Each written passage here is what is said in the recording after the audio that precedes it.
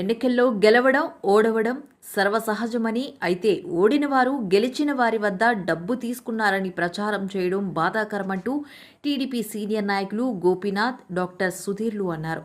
కుప్పం పట్టణంలోని టీడీపీ కార్యాలయం నందు జరిగిన సర్వసభ్య సమావేశంలో వారు మాట్లాడారు. ముందుగా గోపీనాథ్ మాట్లాడుతూ వైసీపీ హయాంలో కుప్పం పురపాలక సంఘం ఎన్నికలు జరిగిన సందర్భంగా 16వ వార్డు పరిధిలో డాక్టర్ సుధీర్ వైసీపీ చైర్మన్ అభ్యర్థిగా పోటీ చేయడం జరిగిందని, ఆ పరిస్థితుల్లో పార్టీ అధినేత ఆదేశానుసారం టీడీపీ తరపున తన కుమారుడు హర్ష ధర్మతేజను ఈ పోటీకి నిలబెట్టడం జరిగిందని తెలిపారు. ఈ ఎన్నికల్లో డాక్టర్ సుధీర్ గెలుపొంది వైసీపీ తరపున మున్సిపల్ చైర్మన్గా కొనసాగిన సంగతి అందరికీ తెలిసిందే అన్నారు. టీడీపీ తరపున తన కుమారుడిని పోటీ చేయించిన తను వైసీపీ అభ్యర్థి వద్ద పెద్ద మొత్తంలో డబ్బు తీసుకుని ఓటమి పాలైనట్టు ప్రచారం జరగడం బాధాకరమన్నారు. 40 సంవత్సరాలుగా తెలుగుదేశం పార్టీలో తిరుగులేని నాయకుడిగా కొనసాగుతున్న తన రాజకీయ ఎదుగుదలను అడ్డుకోవడానికే కొంతమంది నాయకులు పనిగట్టుకుని తనపై తప్పుడు ప్రచారం చేశారని తెలిపారు. అనంతరం డాక్టర్ సుధీర్ మాట్లాడుతూ తాను కుప్పం వచ్చిన నాటి నుండి గోపీనాథ్తో సత్సంబంధాలు ఉన్నాయని, తమ ఇద్దరి మధ్యన మంచి స్నేహబంధం ఉందన్నారు. అయితే గత మున్సిపల్ ఎన్నికల్లో తాను ఎవరికీ డబ్బులిచ్చి గెలవలేదని, అప్పటి అధికార పార్టీ అభ్యర్థిని గెలిపించుకుంటే పట్టణం అభివృద్ధి చెందుతుందన్న ఆలోచనతో వైద్యుడిగా ప్రజలతో తనకు ఉన్న సత్సంబాలతో ప్రజలు తనకు ఓటు వేసి గెలిపించడం జరిగిందన్నారు. అంతేకాని డబ్బు ఎరచూపి తాను గెలవలేదని, అలాంటి అవసరం తనకు లేదని అన్నారు. మరి ముఖ్యంగా అంటే మనకు మంచిదే అంటారనమాట. నేను మున్సిపల్ ఎన్నికలలో కూడా ఏ రోజు కూడా అంటే నాతో పాటు ఇక్కడ కూర్చోని పేరు నేను చెప్పకూడదు, బట్ వాళ్ళకి నాకు తెలుసు. నేను పోయినప్పుడు ఏం చెప్పానంటే, అమ్మా దయచేసి ఈ ఎన్నికలలో చంద్రబాబు నాయుడు గారిని చూడదండి, ఇది లోకల్ ఎన్నికలు అన్న తర్వాత కేవలం లోకల్ గా ఉండే క్యాండిడేట్ చూడడం మాత్రమే చేయండి అని చెప్పి రిక్వెస్ట్ చేయడం జరిగింది. అంటే డాక్టర్ గా నాకుండే ఒక సానుభూతితో వాళ్ళు ప్రాబబ్లీ నేను ఆ వార్డులో గెలవడం జరిగింది తప్ప ఏ డబ్బులతోనో ఇంకొక దానిలో గెలిచినానని చెప్పేసి నేను అనుకోవడం లేదు. కాకపోతే అన్ఫార్చునేట్ గా నేను చైర్మన్ అయిన తర్వాత కూడా వైఎస్ఆర్సీపీలో నాకు 4 వార్డులకు మాత్రమే పరిమితం చేశారు. మిగిలిన వార్డులో పలానా నాయకుడు ఉంటాడు, ఆ నాయకుడు వార్డులకు నువ్వు పోకూడదు, ఈ నాయకుడు వార్డులకు నువ్వు పోకూడదు అని చెప్పేసి చైర్మన్ కి ఇవ్వాల్సిన గౌరవం 1% కూడా అక్కడ నాకు దక్కలేదని చెప్పి తెలియజేసుకుంటూ ఈ రోజు నాకు ఖచ్చితంగా సముచిత స్థానం మీరు కల్పించబోతున్నారు చెప్పి మనస్ఫూర్తిగా నేనైతే నమ్ముతున్నాను. ఖచ్చితంగా అంటే దాన్ని ఆశించేది నేను రాలేదు, ఖచ్చితంగా కష్టపడి ఖచ్చితంగా పనిచేస్తాను. నా పనితీరును చూసుకొని ఖచ్చితంగా వారు రేపు నాకు స్థానం ఇస్తారని చెప్పి తెలియజేసుకుంటూ, మరి ముఖ్యంగా చంద్రబాబు నాయుడు గారి విషయాలు ఏదైతే నేను 2-3 సార్లు అక్కడ పార్టీకి సంబంధించి చేరడానికి పోయినప్పుడు, సార్తో మాట్లాడడానికి పోయినప్పుడు పెద్ద వ్యక్తులు ఉండేటోడు, ఏమైనా చదువుకున్నాడు ఏమైనా గుర్తుందా, ఎక్కడ పోయినా ఆ పార్టీలో అని చెప్పేసి అడగడం జరిగింది అనమాట.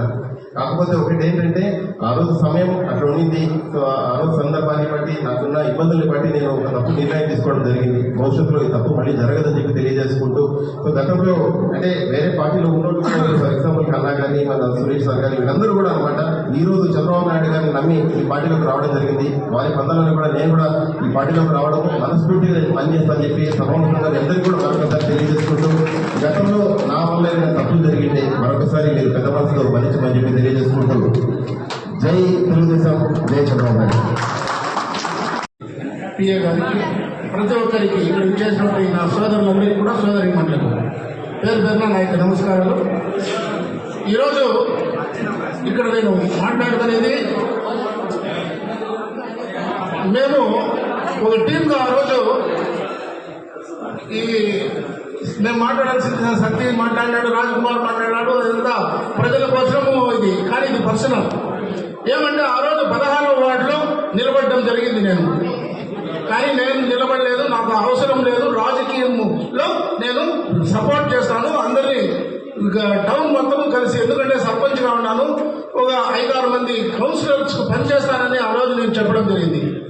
కానీ చంద్రబాబు నాయుడు గారే పర్సనల్ గా నాకు ఫోన్ చేసి నువ్వు నిలబడాలా, ఎందుకంటే అక్కడ ఒక బలమైన వ్యక్తిని నిలబెట్టినారు, ఎందుకంటే ఆయన బలం అంటే డబ్బు బలం ఎక్కువ ఉంది సుధీర్ గారికి, అదేవిధంగా జనబలం ఉంది అక్కడ, ఎందుకంటే డాక్టర్ గా ఆయనకు పేరుంది కాబట్టి అతను ఇన్ఫ్లుయెన్స్ చేయొచ్చు అక్కడ నిలబడాలంటే.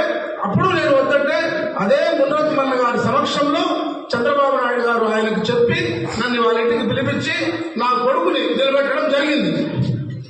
నిలబెట్టిన తర్వాత చాలా మంది అంటే మెయిన్ లీడర్లు వెనక్కి తగ్గేసినారు నాకు వచ్చి సపోర్ట్ చేయకుండా.